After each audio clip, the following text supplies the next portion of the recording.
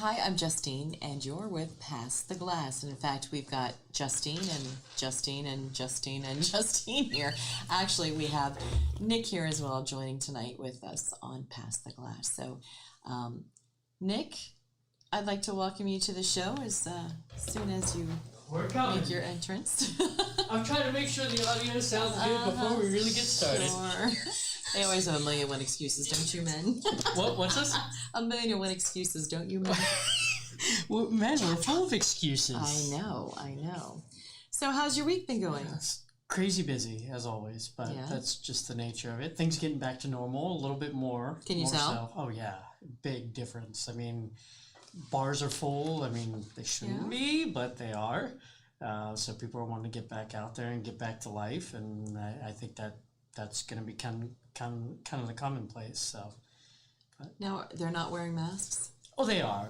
Sure they are. You have to say that on the camera. In quotes, yeah. Well, they're wearing it. I mean, obviously, once alcohol gets flowing, the rules don't tend to apply. A lot of people got kicked out because the place was trying to enforce it, but the enforcement's kind of difficult when you got drunk people. Well, think about it this way. You're drinking alcohol, right? Mm-hmm. Doesn't alcohol kill germs? That is a good point. See? That's what alcohol... Speaking of which, we need to do that experiment where we rub alcohol to see if it absorbs. That would be fun. Alcohol kills germs. There's alcohol in hand sanitizers. So if you're drinking alcohol, you're killing any germs that are going in your body. Does that work for the breathing in, though? Sure. The lungs? Sure. We'll go with it works with whatever you want it to work with. All right. Well, that means it's likely concerts will come back. I mean, are you a big concert buff? Are you into that kind of stuff? I'm usually bartending the concerts. Okay. Yeah. You still do that? Yes. Do you love bartending? I'm a busy girl. I am a busy girl. I do love bartending. I get to see a lot of people that I wouldn't normally get to see. Although I don't get to talk to them as much as I'd like to when they come up to the counter. Busy bar. Because you got to... Do you do like those celebrity bartending gigs? I've done a lot of those. You've done a lot? Yeah, okay. But I bartend at your local establishments that are outdoor amphitheaters here in the area. So I have fun. Okay. Have you been to the new amphitheater? I know in Youngstown? Yeah. Oh, I bartended it all last summer. Oh, you did? Summer, okay. Yeah. Well, not all last summer because of COVID, but the summer before that. Okay. That's really cool. So, I'd like to actually go there. I haven't yet been, but bands are kind of a... People are big on bands. People are very big on bands. Let's face it, it's entertainment, and we have missed so much of the entertainment in 2020. It's sad. But this gave you people a chance to practice, so when you do come out... New bands coming out. Yep, new bands are going to be coming out. You're going to be right on your game when you're playing out, so there shouldn't be a note that's missed. No, there should be a lot more interesting bands out there now. See? Well, who is your favorite band? I'll have to ask that. I don't have a favorite band because my background, of course, is music. So I have a wide range of people that I like and bands that I like and styles that I like. I mean, I could go from jazz to classical to country to rock to R&B to top 40. So I'm all over the board. So it's not really fair. Well, I mean, I think that's sort of the background of most DJs. I mean, they might have their likable, they like certain areas more than others, but I think that's a common denominator is we have to like everything. Even if we don't really want to. Well, we don't have to, but we don't it helps give our opinion. It helps when you're mixing song to song and knowing all the genres and knowing what can work with what. I mean, even doing some crazy things. Have you done crazy either mixes or things that probably shouldn't have gone together? I think when you're DJing out somewhere that it's all holds are off. As long as the beats are matching and people are dancing and then it's like, oh, so you don't want to do that because it's like a train crash. And anybody that knows the DJ business, speaking of, that you're going to be teaching, will learn that you're not supposed to be putting out different... I just found out today that I was teaching a class. I knew about it. So we're going to be doing like an intermediate just to kind of give you the basic, some of the tools that you can use, and then slowly ratcheting it up and getting a big controller board. Did you used to play on a big controlling board? Very cool. Yeah. I'd like to see that. I might have to bring my board in and just have you toy around with it. In fact, it's in my trunk. I can go get it if we really wanted to. And a lot of what I did, because I used to DJ different weddings, parties, bar mitzvahs, you name it, we DJ'd it. Proms, homecomings. And I would always DJ with Scott Adams. He was the one that worked with me at my previous employer. And we had such a groove. I give you a lot of credit for DJing by yourself because it's tough. And it's tough when you have to work a crowd and you're trying to get that crowd dancing and moving and they don't want to get out of their chairs. And it was always my job if I couldn't figure out what the music was. And Scott was very good at putting all the music together. And I interacted with the crowd. I would get on a microphone because... See, we don't get, because you have that one person that does both, we don't have that much. I mean, there's still some things you can do. I mean, the mic is a very powerful tool. I mean, any DJ, anybody will be able to tell you that. But it's not the same at having that second person that can go interact with it. And some people just aren't built to do that. I mean, you seem like you're built to actually interact, and I mean, women tend to do it way easier than men. And men don't have that social get up and dance type deal. There's been many times that I've had to go and chase a bridal party that was out in the parking lot or out in the limo or out doing whatever, or the bride was stuck in the bathroom or she spilled spaghetti all over her, and I was helping her clean it out of her dress before, we got I always wondered, that was one of the weirdest things. Like, why would, knowing that the bride is wearing white, have the sauciest, messiest stuff on the planet for dinner? Well, I mean, it's food, it's comfort food. Well, Think comfort about food, it. But carbs are comfort food. Everybody loves carbs. But, yeah, no, you just expect it. It's tradition. You just expect pasta at a wedding. I always wondered that because the bride is always wearing white, and it just seems like, granted, it doesn't happen often, but all it takes is that one, and now you got red all the way down. Or red wine. Well, that's true, too. Red wine has spilled on people. So, you go in and you try to help and try to, maybe they don't have a wedding coordinator, but you're going in there and you're trying to help them. That's the DJ. For those that don't know, if you don't have a wedding coordinator, that's us. It's us putting the timeline together. It's us saying, okay, we're going to do this entrance, and this is what we're going to say, and this is what we're going to do, and this is your cue, and but it always changes the day of. No matter what it is, it always changes, and you very well know that. That's why I try to have 90% of it locked in. That's almost not likely to change, and then another 10%, you just got to be on your toes and know that if something's going to change, it can change very quickly. Yeah. Well, one of the stories that usually when I do my sit downs with my bride and groom, I was at a wedding and it was like 80 or 90 degrees out. The cake started to yeah. So you had to like rush and get it all the way and do it. And part of the story is, don't stress about your wedding. Let us worry about it because that is, what we have to do. We have to make adjustments on the fly. That's just part of the gig. So, but yeah, it's always interesting. Never the same event twice. And I will. I will tell good story. you Come good on. stories. I will talk of a place that shall remain nameless. Anonymous, yeah. Okay. But it had rained cats and dogs the whole week, and everything had flooded. And of course, the place flooded too. I mean, they had to clean it up. The carpeting was still. Walking through, it was interesting. They brought fans in, and we were setting up in the afternoon. I'm like, oh, this is so not gonna go. They were still bringing in towels. They were trying to push the water out with brooms, and I'm like, oh my God, the bride is gonna die. So what they did was, the worst part of after they got all the water pushed out to the one side, they put a big round table with skirting. So it hit the floor. So you couldn't tell, they tried to dry up as much as they could. They put the cake on there. Oh no. So when the bride and groom were going over there, and of course, it was the only place there was an extension outlet that you could put your cords in. So your cords are still hanging in water. Oh no.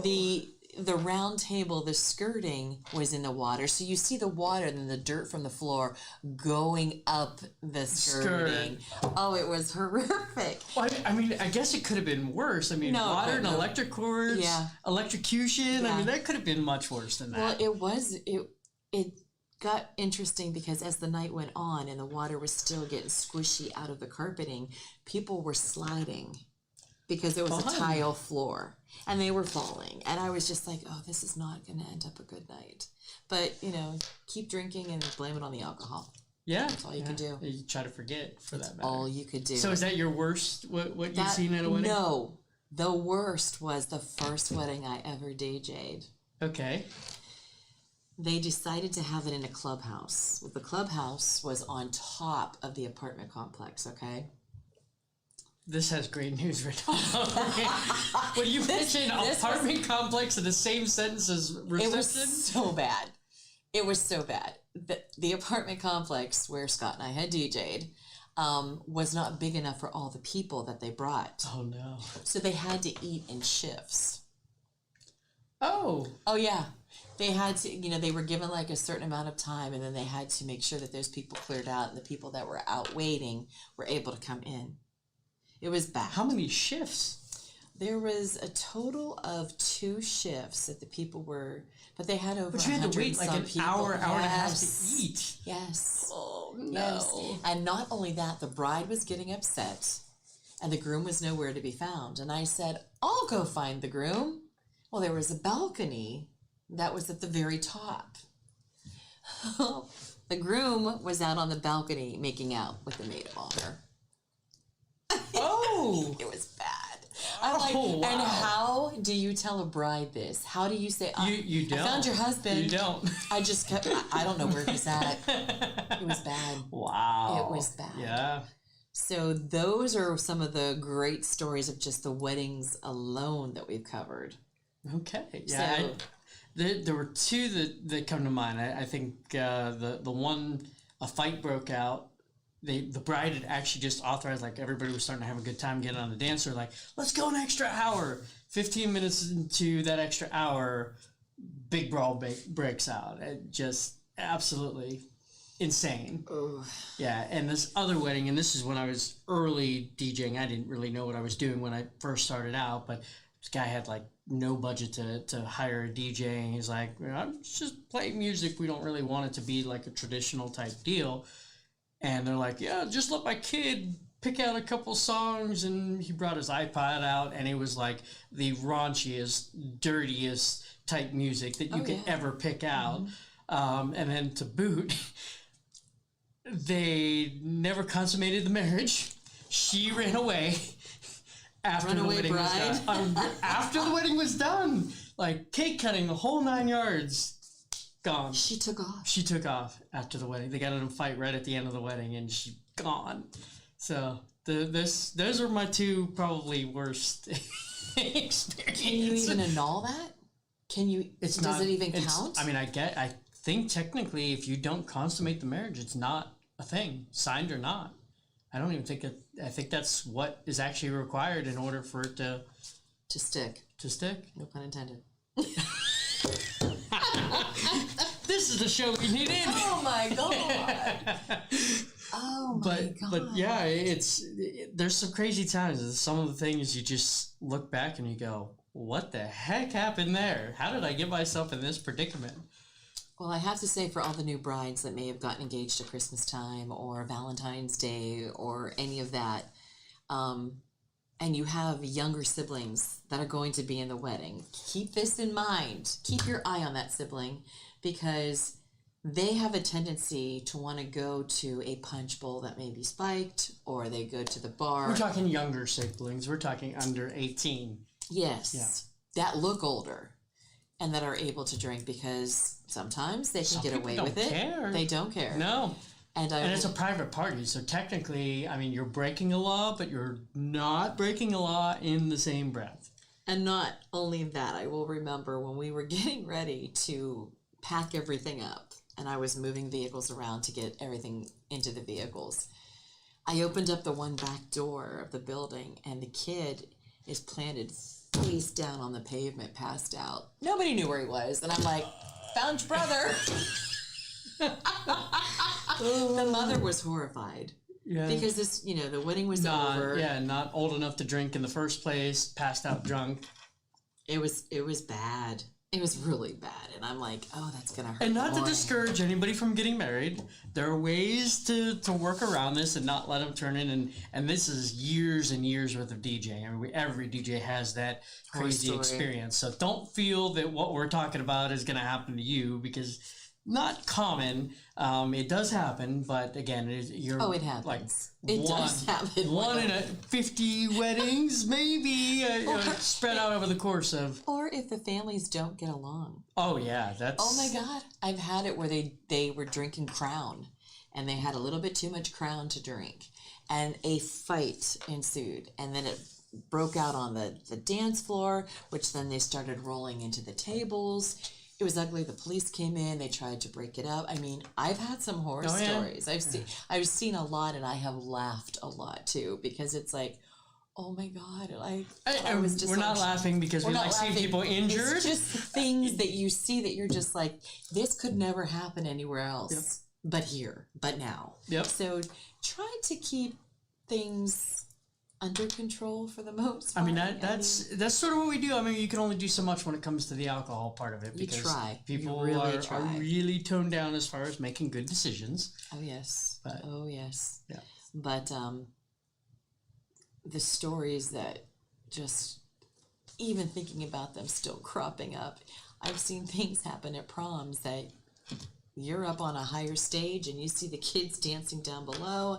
You see pantyhose flying off. It's yes. Holy moly! What proms were you? I'm not even going where it was. It was someplace in Gerard. It's what? It was in Gerard. Oh. Yeah. Okay. But we were shocked. We're like, oh, there's some shoes that are flying up here. There's, yeah, because they were having fun. We were rocking the dance floor, and that's all that they cared about, and they didn't stop until the end.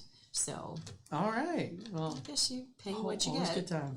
So, are you still doing that? Are you actively doing that, or are you kind of taking a back seat? I've kind of taken a back seat because I've been involved in so much other stuff that there's just not enough hours in the day. Don't get me wrong, I miss it. It's a lot of fun. I met a lot of great people. I've met friends that I have now due to weddings that I have DJ'd. I used to have a saying going that, I have had so many weddings that I've DJ'd and nobody has gotten divorced, and I had a great track record. Until a friend of mine divorced her husband. I'm like, you're killing me. You messed up my run. But yeah, I mean, we look forward to these weddings staying together. Yep. Whether times are but then again, it's repeat business if they do. I had to throw that out there. I'm not promoting that. It just again, it's something that, I mean, there's an art form to it. It's not definitely. It's not as easy as a lot of people. It's not just press play and walk away type of deal. There's a lot of art elements to it that make that big difference between somebody that can do it and do it well. I think, and I don't know what you think about this, but when people hire a DJ, they want a professional. They want somebody that knows what they're doing, not Johnny who listens to music on his laptop. And, you want somebody that can control your crowd. And you want somebody that knows, okay, this song always gets them on the dance floor, or this song will clear the dance floor so that we can get to the cutting of the cake, or we can get to the bouquet toss, or, we kind of know what to play and what not to play, and how to control a crowd. There's a lot more than just slamming music. Oh yeah. Well, I mean, I spend probably about 14 hours on the prep before I even walk in the door. So there's a lot more involved in that. If you want the day to go, the way you want it to go, there's a lot more involved. It's not just playing music. And I would suggest any bride or anybody that's going and having a party, meet with the DJ first. Get everything out of the way. If you have to meet a couple times, and make sure that you get the music to your DJ that you want, because it's not always can we find the stuff you want played, especially if it's some older stuff that it's so obscure we don't know. The internet nowadays, we can find mostly anything, but there is some things that there's just like, where did you find that from? So. Well, I've got a couple techniques, and again, when we get into the classes, hopefully you'll kind of join us, or at least watch it and see what it's all about, and what kind of guidance we're getting now. Granted, this is more on the the equipment and how to use it and how to get involved. But we actually put together a little podcast on brides that are going to be getting married, and it kind of breaks down kind of in detail the difference and what to expect. Kind of like what to expect when you're expecting, but with DJs, if you will. What to expect when you hire a DJ. When you hire a DJ, absolutely. Because I mean, there's a lot of people that the misconceptions, the ranges in price. I mean, there's so many elements that we kind of broke it down step by step on what can be expected. And you get a little history as far as how I got in the game and a colleague of mine got in the game, but definitely some interesting stuff to look into. So we gotta get you back in the game, because I think I used to have a lot of fun when I did it. Oh yeah, it's still a blast. I would bounce around and talk with people, and like I said before, if I saw somebody wasn't getting out on the dance floor and didn't know a line dance, I'm just pulling you out of your chair, and I was the party starter. Well, how many line dances do you know? Let's see. Oh God, I don't remember them all. But there's the cha-cha slide, the oh my God, the Macarena, the oh, you would tell me. Put you on the spot. I know. Cupid Shuffle. Mm-hmm. The dog. Do the dog. There was Dougie. One, Is that what you're referring to? Dougie. Oh, you're talking. Do the dog catcher? I know the song. It's not coming about. Oh wow, yeah. But there's so many back in the 80s that we used to do as well, and the Macarena. Did I mention that? Yep. Okay. So I'm getting Alzheimer's too, but yeah. Yeah. Well, I was actually at a wedding. I wasn't the DJ, and the DJ played 9 line dances in a row. Not in a row, but like throughout the night, and it's only like 2 hours of dancing. Ooh. That was a substantial amount of line dances throughout the night to hear. Oof. But yeah, it was cringeworthy. See, there's do's and don'ts and everything, and that's what these courses that we want to put together for people. We want to help the Mahoning, Trumbull County, and surrounding areas, and we want people to be able to have an interest and have it taught to them, yep. And then take it elsewhere and help bring an income into the house with it. Oh, yeah. So if there's a video podcast like what we're doing right now, it looks like we really are having the time of our lives, but we're not. Okay. We didn't even bring the wine out, so to be this happy without the wine, I mean, there's a knack to everything that we do, and it's I guess we kind of make it look easy. Oh yeah, I mean, you just do it so often, it just becomes nature of what you're doing. So outside of DJ, what's your other passions in this? I know you love your horses. Yeah, so I've got horses going. How many horses do you have? I actually have one, but we care for 4 of them down in our lower area. So in our barn. So you do the boarding and what? Do you like the boarding? Is it difficult? You know what? I wish that I had property that I could see every day, go out the window and watch the horses out on my own pastures and things like that. I mean, I would love to have like a house somewhere in Kentucky with a white fence and the rolling acres and all that, but who knows? Except for if the horse takes off on you, then it's bad. That's a lot of ground to cover. Oh, We've had that. I've had that happen. We got one loose on. Nothing more exhilarating than getting bucked off a horse, though. Oh, I know. Yeah, I know. This girl knows. Oh, so but if you don't come off a horse, then you really aren't riding. Yeah, that's Everybody has to come off because you have to learn. You have to fail at something in order to learn. And it's not necessarily a bad thing. So I failed. No, you learned. So that next time around, you know what you're going to be doing. And you know how you're going to handle that. So every failure isn't a failure. It's a learning experience. How about that? I'll take it. One of mine was not a learning experience. The saddle broke. Oh. Yeah, that was a rough one. So it was either go underneath the horse or force myself off the horse. That was a fun one. That's not fun. No. That's no. At least we were in the actual, I can't even think of the ring. The arena? Yeah, the arena. So it's not like the horse took off and did it. But yeah, that was not a good time. And then, of course, there's always showing when you show the horse. So there's the circuit that's around here. So do you just you have the horse to have the horse. You do riding still. I do riding still. All right. I enjoy it.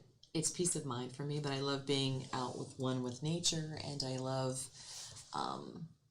There's just something to be said for being on the back of a horse and trail riding or being in an arena. It's got a different kind of experience. It is. I mean, you have a 2,000-pound animal underneath you, and yeah, you're things controlling can go wrong it. fast. Oh yeah. So you have to make sure you're tuned in, and you really have to be ready and think somewhat for the horse too. So that way, it's just like driving. You're driving down a road. You're going to have to think what that driver in front of you is doing, or beside you, or behind you. So you're constantly going, okay, could he possibly be moving over here? And you want to make sure you can correct things. And there's a little bit different on a horse, though. Yeah, they have their own personalities. Now I will. My car doesn't drive away. No. After it kicks me out. But you have that bond with that animal. Okay. That there's no other feeling in the world. You could have a bond with your soulmate, your wife, your husband, what have you, but there's that bond with that animal that I can't even explain it to you. And when you walk into the barn and you hear it nickering because it hears your voice or knows your footsteps, it's just like the best welcome, to you. So yeah, I do love it. I do. And then of course, I've got my dog Nina, who thinks she's, the princess, and drive with the convertible down, and she's got her little sunglasses on and enjoys life. So very cool. I enjoy my animals. And okay. Sometimes I think, oh my God, between all the toys that I buy them and their treats and everything else, it's like, you're more expensive than kids are. But it's all worth it, and I wouldn't give one single day up for it. Okay. So you're going to expand on it. Are you going to get more horses, or you're still kind of throwing that around? No, I'm happy with what I have. Okay, you can only ride one at a time. So. Well, I mean, there's tricks. There's tricks to that too. More than one. There's tricks. I'm not advanced enough to do that, but yeah, it's. But no, I enjoy it. I mean, it was a passion, a love that I had as a little girl, and I'll tell you right now, if your kids are saying, "But Dad, Mom, I want a horse," and then you go out and you get them horseback riding lessons, and then you go out and you buy the horse. It's like an addiction, so be prepared, because these kids will, and there's nothing wrong with that. It's keeping them off the streets. It's keeping them learning every day something new about this animal. It's teaching them how to groom an animal, how to take care of an animal, how to feed, how to be responsible. It also teaches them self-confidence. So if your child is showing an interest, absolutely do it. I can feel the passion coming off your voice, though. So that's a good thing. That's something that. Well, someone like me, I didn't have a lot of. I still have a lower confidence level, I think. People tell me all the time, "Oh, you're confident." So, well, you should have seen me before. But once you get on, like you said, a 1,200 to 2,000-pound animal, and you're in control, you're in the driver's seat, and you're the lead mare, no matter what it is, because that's what a female would be for a gelding or for a mare. You have to be in control of that animal. That animal has to respect you. Okay. And I'm still working on issues with mine sometimes, I swear. But you have to be ahead of him, and it builds up your self-esteem and your confidence. You have to be in control. You have to know what you're doing, because if you don't, it could be disastrous. So. Especially in most circumstances, you're on your own. Like, you don't have somebody to bail you out if you get thrown from that horse, etc. Exactly. But I will tell you, I will not be teaching that at our school. I will not be teaching horseback riding. No, why not? No. That I save that for the trainers. Do you actually show other people, or have you showed people how to ride, or? You know what? If somebody comes to the barn and they're getting locked up on the horse, and they're like, "Oh, this horse!" They're ripping at its mouth and pulling it this way and that way, and they're kicking. It's like, whoa, just stop. Take a breath, because that horse literally can feel every breath that you're breathing through its body, because it's feeling it through your legs and through your torso. And when you have somebody that's underneath, or a horse that's underneath you and feeling your every move, don't think for 1 minute they can't feel your tension. That horse will pick up your tension. You've got anxiety, that horse will pick up your anxiety. No and kidding. It will get anxiety. I didn't know that. Oh yeah. So when you jump on a horse, clear head, clear mind, clear thoughts, and just breathe. And my trainer tells me that all the time. Just breathe. And I'll be like this sometimes if I'm thinking, oh, I've had a day. But you've gotta realize that you've gotta be in control of yourself, and you just have to learn to breathe. Okay. And that's what I'm telling you. How long have you been in with horses? I've actually had Midnight for 5 years, but I had, growing up all through my childhood, I was always on the back of somebody's horse. Okay. So I learned a lot, but just there's nothing like having your own and learning so much from it. And I'm telling you right now, parents, if you need your kids to learn a hobby and they're not skateboarding or roller skating, this is the next best thing. Let them go out to a barn. Let them clean up after Nan. It's country air. It's fresh. It's not in the stable. Right. But go out, clean a stall. Well, that's cat litter box. That's the other thing. Like you will, if you have somebody that maybe not very strong. I mean, shoveling manure and hauling manure. I mean, you get strong real quick. And hay. Oh yeah. Bales of hay. You have not lived until you've been on the back of a trailer, throwing hay up and stacking it and getting it going. Mm-hmm. So I would suggest if parents are looking for some type of hobby and they don't know what direction, if the kid doesn't want to go swimming and they don't want to do rollerblading and they don't want to take up a musical instrument, get them away from their phones and their computers and their video games and get them out in the country. Or get them a dog, get them a cat, get them an animal, get them something that they need to learn how to take care of something. They need to know responsibility. They need to know, okay, this animal needs to eat. It poops, it drinks, it does everything. You need to learn how, because if you can't take care of an animal, how are you going to take care of yourself?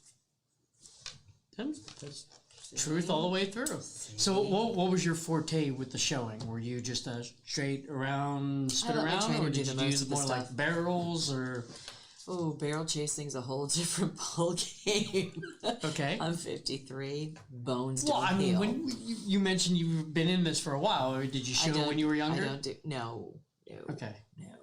I just recently got into showing. Maybe this will be our 3rd year. Okay. Yeah. And if it wasn't for my trainer and my barn owner, I probably wouldn't have done it. But it's where fun. Are you at? Are you Trumbull, or are you... We go on the circuit.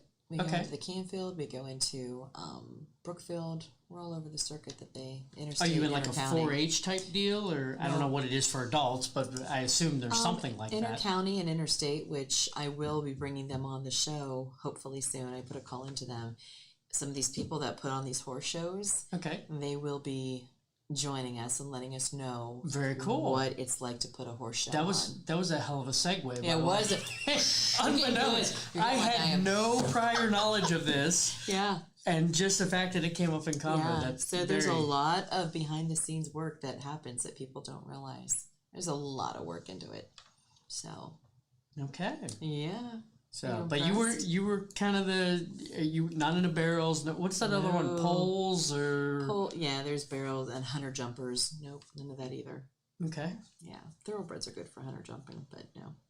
He's a Missouri Foxtrotter. He's gated, and gated is where you've seen in the movies. The poles on the ground thing. No, what's gated that? Means it's the way that he strides, and you've seen movies. A lot of movies will put horses. They put the horses in the movie, and you never see people jumping all around on a horse if they're galloping. Well, a gated horse, you could be like this the whole time, and they could be running, and you're not moving. You're sitting you're not moving. Huh. Yeah, and this horse could be going so fast, and you're just like. Now that's a particular breed that does that, right? That's not a gated horse. Yeah. Okay. He's a Missouri Foxtrotter, so yeah. Very cool. I did not know that. Yeah. But that's galloping on a normal horse, not always the funnest. If you were to gallop or trot, you'd be thrown all around if you're not posting. And people that ride are probably boring people with horse talk, but you're jostled. But in a movie, and when they're filming, if you notice, in the next movie you watch, people are riding they're not moving on these horses, and that's what a gated horse does. Okay. So it keeps you in line, in position. The camera's not jumping all around. So, yeah. And I hear just the way that you sit on the horse, like it will work out. Like if you want a workout, your thighs will be pretty well. It's funny because people think, oh, riding a horse, there's nothing to it. You're just sitting there. Oh no, your legs are controlling it. It's like a car. And steering and everything. And you get more of a workout on an animal, or being out there. You're tossing hay. You're bending over to pick stuff up. You're brushing, and you know, there's so much to it that people don't realize how much of a workout you get. Yeah, So. I didn't own the horses, but I was the one shoveling the poop and emptying the poop. And it's good for somebody to go and learn how to do this. A child, they could help out at barns. Yep. They don't mind. Who would Got to get used to the smell in some cases. It's not all that bad. Sometimes. 90-degree heat. Steaming. Well, the worst is cold. Yeah. When the poop actually sticks together because it's so frigid freezes. Out. Yeah. Yeah. So. And the frozen water buckets, you haven't lived until they you have heated buckets now. Oh. So yes, these horses want for nothing. So yeah. All right. Yeah. All right. Well, see? But again, I am not going to be teaching that class. No. But there is other classes that we will be teaching. So we have even said that if you want to suggest a class, or if you're an instructor and maybe you're out of school or out of teaching right now and you're looking for a side income, let us know. Private message us. Let us know what you teach and how you can help us, and we can help you, and we can help others out there as well. So that's kind of what this is all about, that Joe and I are pushing forward on. Yeah. I'm excited about it. It's going to be fun. I mean, there's going to be a lot of things to learn. I probably should be looking at the comments because nobody's paying attention to what's going on out there. There's so many comments out there. But yeah, it's been, nobody's really said much, at least on my feed, but that's okay. But yeah, it's definitely something that we're all going to look forward to, and there's going to be some really interesting stuff that, you know, maybe you didn't even get a chance or never seen before, and just being able to get in front of equipment and things that you've never, you know, even thought of getting in front of. And you might find, you know, like we just covered two big passions of both of us. You know, it might just be something that, you know, you might find a passion just in kind of those experiences. So, and if you do have a passion and you want to learn how to go forward with it, get a hold of Joe, get a hold of myself. We'll see if we can't teach you, we'll see if we can't get an instructor that can, and then you're going to get a certification that you're certified. Gone through the class, yep. You've gone through the course, and you get a certification, and it's going to be interesting. And I'm hoping to help a lot of people out there, and I'm hoping that now, are you teaching a class? May not be on horseback riding. Are you planning on teaching? Joe wants me to teach a class on doing what I did for a living for many, many years, and not being a DJ, so to speak, but doing voiceover work. Okay. Seems to be people think it's easy to go in and do voiceover work. Well, they hear it for like 30 seconds, and they don't realize the outtakes and getting the tones right. And can you break a little bit of that down on how that works? No, not until the class, right? Well, I could, but voiceover. What a voiceover is you're recording, say, a 15-second or a 30-second script or a commercial. You literally have to find out what your client is looking for, what type of delivery, what type of read. And what that means is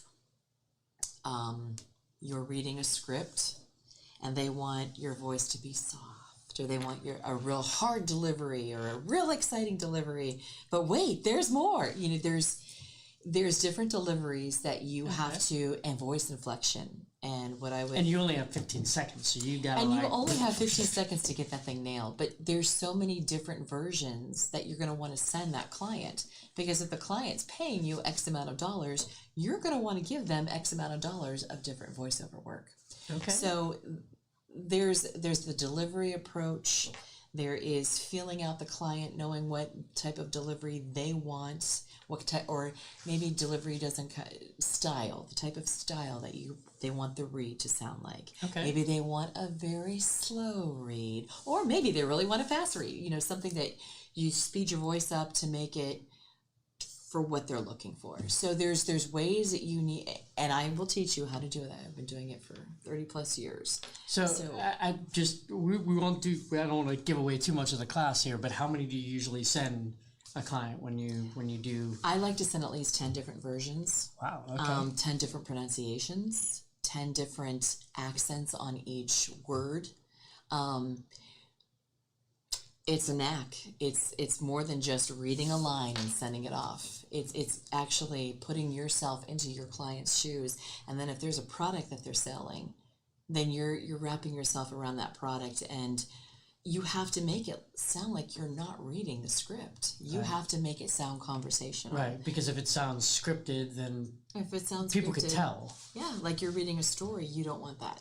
So in a way, you are reading a story, but you're putting emphasis in the story, and you're making it come alive, not just Billy, Bob, and Sue were playing games. Billy, Bob, and Sue went outside. Billy, Bob, and Sue were playing softball. No, Billy, Bob, and Sue were outside. Billy, Bob, and Sue were playing games. You have to... Not monotone, not the exactly. There's robotic, inflections and...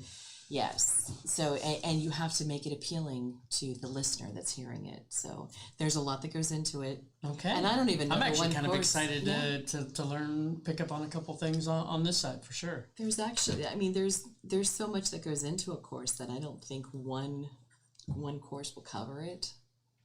I'll have to see how far we can get with it, but I'm just, there's just a lot to cover. And I want the people that I'm going to be teaching, I want them to be able to do it. So we're going to let them make a little demo and see what it's like and try it out, because the only way you're going to learn is doing it, and it's hands-on. I mean, that's the same thing with DJing. It's not a you walk up to a board and we'll have to do a demonstration to just kind of show our audience what some of these boards look like. Mm-hmm. It's not a one button. No, there are tons of buttons on what you can do and what you can do with it.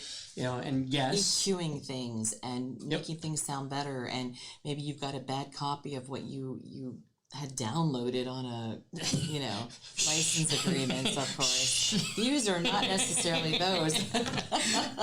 Well, that's actually one of the things that I do in my wedding prep because of the 90s, because that was a 90s thing. Mm-hmm. You had LimeWire, you had all those downloading sites, and you get to the middle of the song and you'd be like, oh yeah, no. Yeah. But, how embarrassing was that? Yeah. So that's kind of my routine. Is I actually listen to the special songs, start to finish, to make sure those things. And granted, it doesn't happen now, but that extra 5 minutes, it just a little bit different. Mm-hmm. I actually, my colleague, in fact, in that same deal, I guess he heard a story where somebody did that, where they downloaded off of like a LimeWire or whatnot, and in the middle of somebody's ceremony, adult movie moans and content during the ceremony. Nice. Yeah, because he downloaded it. So yeah, you need to really be on top, no pun intended, of what you're doing. You really have to know your product and know what you're doing, and we are here to try to help and guide and help you make correct decisions on what you're going to do if you're going to take your business out into the world and be successful. And there's lots of opportunity. I mean, from the DJing side of it, there are hundreds of bars in the area that are always looking for a DJ if you're good enough of a DJ. There's weddings. I mean, there's some of my colleagues were all packed out. I mean, there's not. The opportunity is there no matter where you go in this country. So opportunity is there. You just need to embrace that, and we want to help you. So that's my spiel for today. It was a good spiel. It was a little bit entertaining, a little bit fun, and I think we kind of covered some of our passions. I mean, we'll have to get, are there any more big ones that come to mind for you? To pull out. What's that? I don't have anything to pull out. We're good. Well, I mean, we covered a pretty good array, We did. And I mean, at least it's stuff that we both enjoy, and that's the biggest thing. I mean, this whole thing is enjoying life, enjoying your passions, because you don't feel like it's work. I mean, you go to a wedding and you're DJing it, and it's just you're having fun. You're right, and you're like, oh wow, 4 hours are over already. I just started. So when you're enjoying your passion and you're enjoying your hobbies, it's not a job. Yep.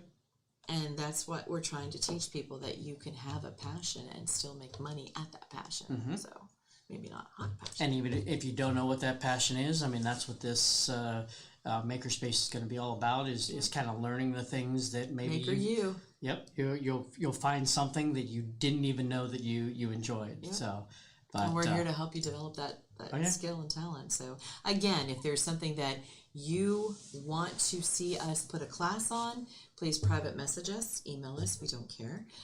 If you are an instructor that would like to maybe make some money on the side, present a case, or enjoy teaching or enjoy showing something that you're passionate about, absolutely let us know, and we pipe it up the chain and see if it's something that we want to give a class out on, if we get the interest, absolutely. And that's all it is paying it forward and helping somebody help themselves, develop them skills, and be able to do something with it. I mean, because most of the stuff that we're going to present is stuff that you can go out and make a living out of. So good times. All right. So we went a little bit around, but it was good. We're all over. Well, I mean, we didn't go too far. We stuck to a couple topics, but I'm glad it kind of came out in the way that it did, where it's stuff that we like, and it's easier to talk about. I mean, instantly you started talking about horses, and you could hear the passion in your voice as far as the things that you enjoy. So I guess we're just kind of trying to fuel that fire on things that people enjoy. Yeah, absolutely. And they could do this. You can do this. So, and we're going to show you how to do that. So stay tuned, and again, let us know if there's any passions that you really want to learn about, or maybe if you're in your infancy and on something that you have a little bit of taste on. I mean, we'll help build it to where you can do something with it. So. Yep. So. Okay. Well, it was nice having this little chat with you. Yeah, it was a little bit less audience than normal, but that's okay. People have lives and have things to do, so we don't. But thank you so much for tuning in to another version of Pass the Glass. It's been great having you here, and make sure you tune in Thursday. Bye-bye. Thank you for listening to this show on Youngstown Studio. If you like our programming, we invite you to subscribe to our YouTube channel, follow our Facebook page, or subscribe to your favorite podcast platform like iTunes or Spotify. This is original Youngstown content, and we would appreciate you sharing the videos and the word about us. Thank you.